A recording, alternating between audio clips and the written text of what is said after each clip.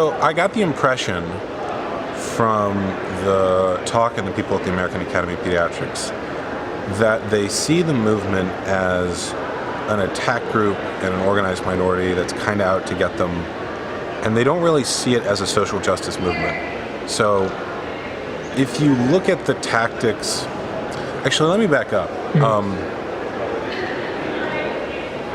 One of the people who was there to speak was Douglas Diekema, who's the bioethics chair of the most recent American Academy of Pediatrics policy statement. And he was really afraid.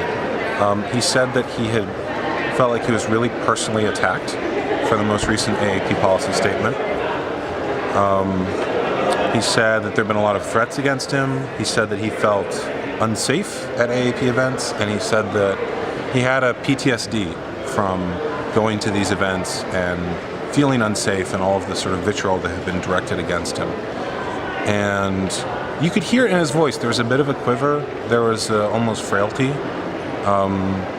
He said his wife, doesn't let him look at articles about him or reviews on his WebMD page, that most of them are not from patients of his, but from people who disagree with his stance on the issue. And I got the impression that both he and members of the AP were open to dialogue as long as it came in a way that was gentle and positive, and that if they felt personally attacked or threatened or unsafe, that was when they shut down and the defenses came up. And I felt a bit sorry for him hearing his story, and I really wanted to share that because I know you have an audience with activists, and I think that story and that reaction is not heard. So what activists get is a sort of stonewalling. They protest, they send letters, they do things, and there's no reaction. But I actually, based on what I heard there, it's being heard.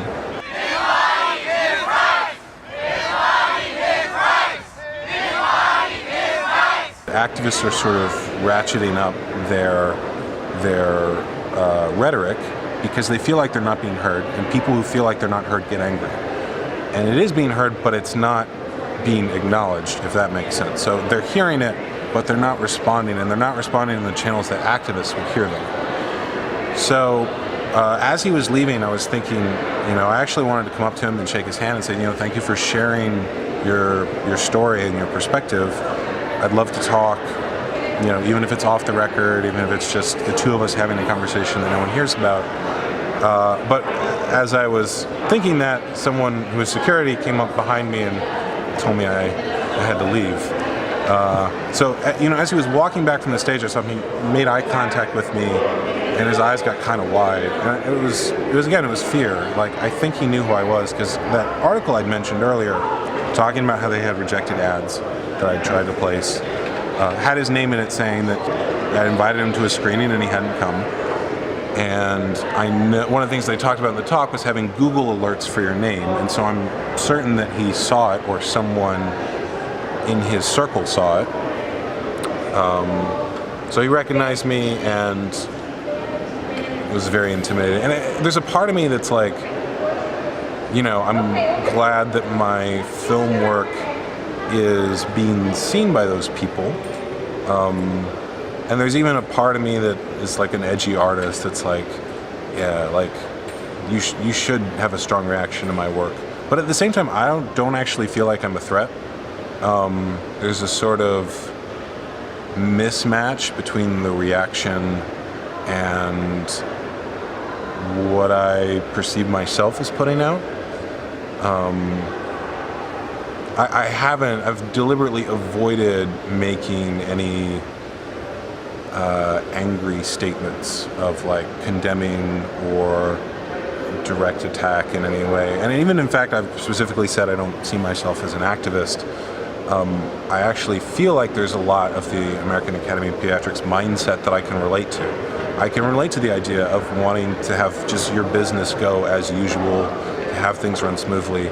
And yet I feel like there's a mirroring that's happening where both sides are not feeling heard, and so they're becoming more tribal. And this is happening not just on the circumcision issue, this is across American dialogue and politics, right?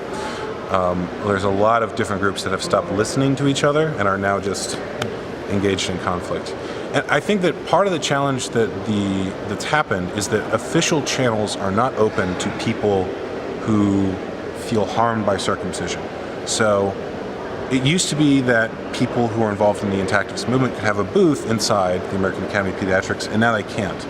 I literally could not pay the AAP thousands of dollars to hear my message. Actually, this is the info card. This is the info card that they wouldn't take thousands of dollars for. And it's just the poster for our film and a little description on the back. It's the same thing that you would see on Amazon or iTunes or any of those places. One of the things that Diekema mentioned is that he specifically had seen Eric Klopper's talk and felt really threatened by the fact that there's about 10 minutes spent specifically mentioning the members of the AAP and their circumcision policy committee. The circumcision task force.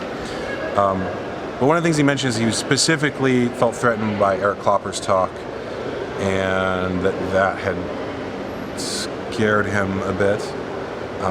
He felt that was very threatening. So it was interesting, and it made me think that there are ways that the American Academy of Pediatrics would listen to activists if the message came to them in a way that was positive and did not feel like a personal attack on them. So that was my thoughts on the talk. It's tricky because I think that there is a challenge for activists of both acknowledging their anger as legitimate and at the same time not acting from that anger when talking to people who have the opposite point of view. And this is where I feel like, if there's one idea I would want to push through the movement, it's the idea that activism is not therapy, that you have to have a space where you work on yourself so that when you're talking to someone who disagrees with you, you're not triggered, you're not in an oppositional stance. And, it made, getting kicked out, supposedly, made me wonder if there's a way in which I'm being too oppositional and I could be more inclusive or positive in my message.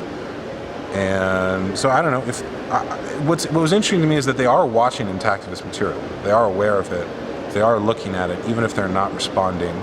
So if anyone from the AAP sees this and wants to chat, I'm open to it. I think that it's weird to me too, because I went out of my way to interview people on both sides of the debate when there were a lot of people who told me you shouldn't talk to that side, on both sides, you shouldn't listen to them.